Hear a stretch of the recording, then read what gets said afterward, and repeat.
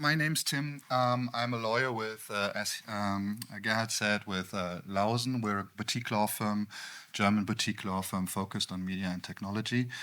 And for the last, 30 years or something, we've been advising members of the film industry, big and small, on an international level, on a national level. So I think that expertise is the reason why I'm here today, why the good people of the Filmakademie asked me to participate, and I'm happy to do so because I find it super interesting. And I hope to, live up to the superbly high level of presentations I've seen so far. Right. What are we talking about? We are talking about a conflict, I'd say. And it's a conflict between actors, actresses, and AI. And now you might say, conflict? What conflict? What do you mean by conflict? And I think this becomes very much evident when you think about the fact that, for 150 years or something, ever since the invention of moving images, you needed a human being to depict a human being on screen. So if you did not have an actor or an actress playing the part, then you might not just make a movie, right? So at the end of the day, actors and actresses for a very, very long time, they had, legally speaking, a monopoly on the performances, on their services. And we all know, and we've all heard so much yesterday and today, these days are kind of gone. So there's no monopoly for actors, actresses anymore. And obviously this is a conflict, and this is causing concern with actors, rightfully so. And that's the conflict right there. And this has been going on for quite a while already. So this is not really that new. Gerhard just spoke about it like a minute ago. You might remember the strikes in Hollywood in late 2023. The strikes in Hollywood, these were about this very conflict. These were about actors being on strike and trying to get terms and conditions in their employment contracts that address the issues that are posed on their work with the rise of AI. So that's the conflict right there. And as Gerhard also said, in Germany we're a bit behind, but not that much for once. Obviously, this conflict is, happening across the world. So it's in Germany, it's an issue just as well. And in Germany, actors and producers came up with a collective agreement. I tell you about what I tell you what this is about in a minute. But we came up with a collective agreement, which is kind of answering at least the most pressing questions for usage of AI on the performances of actors and actresses. Right. Does this work? Yes, it does work. First of all, it's the boring stuff. It's the legal stuff. I can't spare you that. Just so you know what we're talking about. We're talking about collective agreements. Collective agreements are not law. So collective agreements are made by unions, for example, the truck drivers union, and as always, there's strength in numbers. The single truck driver will not be able to get proper employment terms in his employment contracts. But if all the truck drivers across the globe unite and speak with one voice with their union, they get different terms and conditions from their employers, right? And this is what unions are about. And we have unions in the film industry just as well, as you probably know. And these unions and the employers, in this case the producers, they come up with collective agreements, and these collective agreements set out terms and conditions of employment. these collective agreements, they have always a limited time, a limited validity, and they're revised regularly, and they are up for renewal every once in a while because conditions obviously change. So there's new collective agreements put in place every once in a while. And in the end of 2024, the main collective agreements in the film industry were up for renewal, and obviously the time had come to discuss usage of AI on performances of actors. And we were not taking part, we as a law firm, we were not sitting on the table negotiating the collective agreements, but we are advising a few companies who were actually on the table, and so we know quite from first hand these negotiations were tough. I mean, they were very emotional, they were very controversial, and it took a really long time to get things in place. Because for one, the unions, started off saying like, let's ban AI. No AI usage on the performances of actors because we don't know. It's the devil's work, and we have to forbid it. And the producers, rightfully, I think, said, look, if we can't use AI in Germany, everybody else on the planet will do so. And so just for competitive reason, we need to do this. Otherwise, we might as well close shop. So these were like the conditions the negotiations were made. And finally, as Gerhard also said already, we saw the premiere of the, I call it AI appendix. Obviously, we're in Germany and we have a proper complicated German expression for that. The actual name is Anlage KI Einsatz zum TV-FFS, a proper German word. So if I speak about the AI appendix here, I mean the Anlage KI Einsatz zum TV-FFS, right?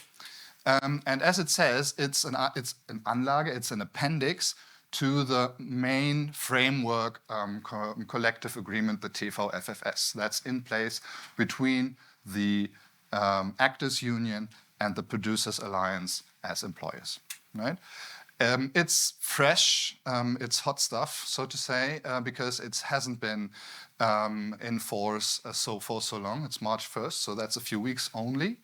And one thing to note is that the term of this collective agreement only runs through June 2026. That's not even 1.5 years, so that's a quite short time, even for a collective agreement. And another thing to note is that there will be at least two evaluations during this very short time. So that tells you a lot about how shaky and how insecure the parties are, because nobody really wants to commit to give a long-term commitment on this on this subject that is moving at a quite fast pace, right? So we have the collective agreement in place. Let's look at the scope. What is the AI appendix for, and what is it actually doing? The most important thing to note, I think, is that the AI appendix is not law. It's a contract. Law would apply to everybody whatsoever, to every producer, to every actor in Germany. That would be law. But it's not law, it's a contract only. So the contract as such only is applicable to people who are signatories to the contract. So you need to have signed off the collective agreement to actually participate and take advantage of its terms and conditions. However, as it is a collective agreement, the scope is very wide, because everybody who is in the unions is signatory. So while I tried to look it up, but I can't really tell you percentage of companies who actually are taking part, but it's you can expect the usage in Germany to be widespread. And I also think that it has this AI appendix has kind of a lighthouse function, because it's the first time the industry actually tackled the subject, and I feel the outcome is pretty reasonable for all parts. So I think it will set some kind of standard for the industry, even though it is not law. That's very important. So that's for scope for one, and let's look at the practical scope. And that's important to know as well, because if it says AI appendix, it's not, any usage of AI in film production. It's only a usage of AI technology on the performances of actors. Right? So only stuff that is visible on screen, done by actors, that is of interest to the AI appendix. What's not of interest is everything that happens behind the camera, and what's not of interest is everything that happens using AI, which is not concerned with the performances of actors. For example, special effects. If you have like a gas station explosion in your movie, and you do this using AI, you can do it, and you don't have to look into the AI appendix, because the exploding gas station is not concerned with the performances of an actor, unless the actor is exploding himself, maybe, I don't know. Right, so that's the practical scope. It's only about acting. Other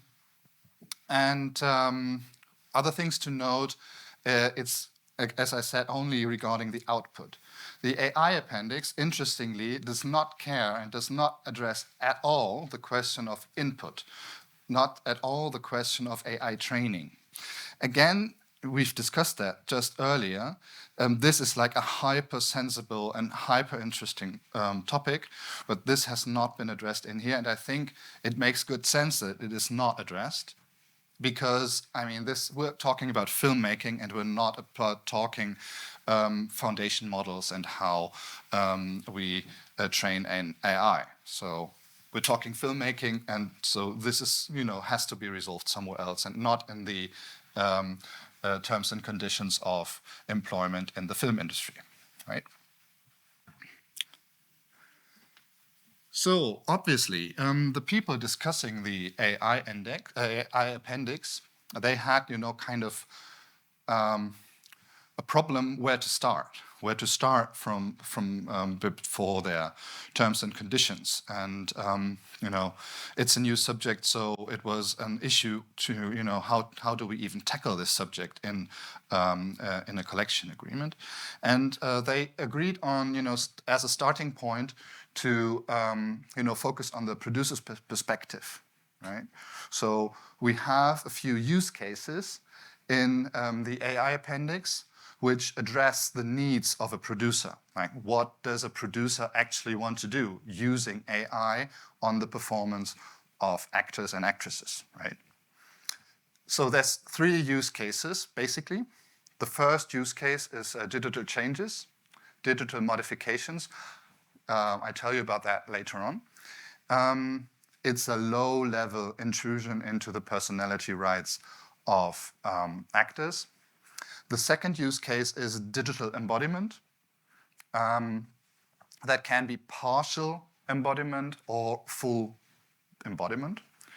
Partial embodiment would be if you have an actor doing his job, doing his performance, but parts of his performance are substituted with AI-generated content. For example, it's the virtuoso piano hands. Like, if I were an actor and I would, have to play Mozart in a movie, I can't play piano. So I would not be very convincing playing the piano, being, depicting Mozart. However, you can use AI technology to give me, being the actor on screen, like virtuoso piano hands and playing piano like Mozart himself. That would be that exchange, that swapping of my acting, swapping my hands in my acting. That would be a thought of being a partial digital embodiment, right? And of course, there's then full digital embodiment. That would be the so-called digital replica. It's a digital doppelganger, which would mean that me being an actor, I would not be on screen at all. So it would not be my acting, not even parts of it, but the acting would be done by a full digital replica and not by myself. Yeah?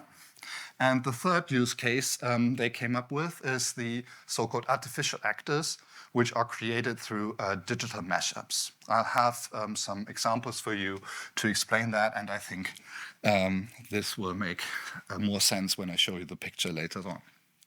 Right, so these are the points of interest for the producer's perspective. What is the actor's perspective?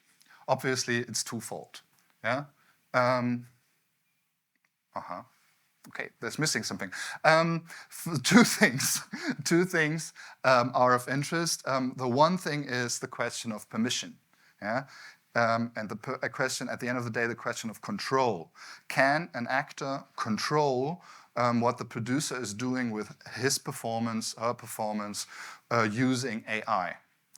And so we come to the question of consent. Does the producer have to ask the actor for consent? The second question, which we won't touch today because there's not enough time today to discuss this, the second question would be money. What's in it for me? Yeah. Obviously, when you do stuff like that, and you may, substitute actions of the actor by digital replicas, for example, there's money involved because the actor, needs to pay the rent just as well. Okay. Oh, there it is. What's in it for me? Okay. Right. So we're talking control. We're talking about the question when consent is actually necessary if a producer wants to use generative AI on the performances of actors. When is consent necessary? Basic rule, consent is always required. And this is the rule of law, because personality rights are, a very important good. It's very important. The protection is very important and very highly ranked. It's a constitutional law. So if you mess with the appearance, with the persona of a person, especially on screen when filming, you need the person's consent. That's the basic general rule. So it's, as a matter of fact, either the actor has given consent or, you can't do it. That's the very black and white position on that. So if there's no consent, usage of AI on the performance of an actor is, not allowed, unless, we have these, exceptions to the rule. First things first, personality rights are not affected if a person is not recognizable, if he's not identifiable. So if you see a person on screen and you don't realize, you cannot even recognize that it's Tim doing the acting, then obviously Tim's personality rights cannot be affected. So it's first thing is the actor recognizable? If he's not, use AI as you please. Second, as we said, it's a general rule. It's the rule of law that personality rights, if they are affected, you need consent, right? And as it's a general rule of law, there are obviously exceptions to the rule already in place. And if these exceptions apply, you can use these exceptions using any technology, be it manual manipulation or manipulation using AI technology. And now, the last bit and the important bit we're talking about today are the situations when consent is not required under the collective agreement under the AI appendix. So, when is consent required or not required under the AI appendix? Again, let's look at the use cases we made up. You remember we had 3 major use cases which are set up in the AI appendix, and the first use case would be digital changes and modifications. And as a basic rule, you can say what has been allowed before using like manual technologies or whatever, you can also still do using AI technology, because the result is the same, so why not use AI technology just as well? And that applies mostly to everything that's post. Everything that's that can be done in post-production is obviously still allowed, and that is, for example, dubbing. It's put another language track on the film. That's allowed, and even lip, face, body adjustments. So the dubbing makes more sense with the lip movements, right? Notably, in these cases, no consent is needed. No consent in these cases, and notably, this covers both insignificant changes and significant changes just as well. But only, significant changes are only not needing the actor's consent if these significant changes follow the script. The idea is that if you have a script and if it's all laid down in the script, what is supposed to happen in the film, right? And the actor has read the script and said, yes, I want to play that role, I want to be part of this, then he has given somehow given like implied consent, because he knows that digital changes might happen. We'll see. I've brought you some examples, and we will see what that's supposed to mean later on, I hope.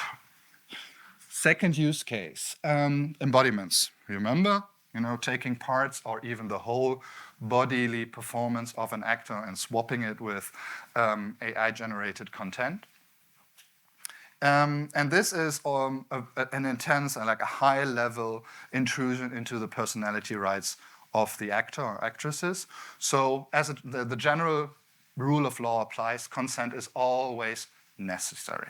You always need consent from the actor. But there are some cases where the actor might not refuse to give consent. So he can only refuse consent acting in good faith. So he has to have a good reason to say no to giving his consent. And in the AI appendix, the wording is open, so it leaves room for interpretation which scenarios these cases may be. But the AI appendix gives us 2 examples when this is actually applicable.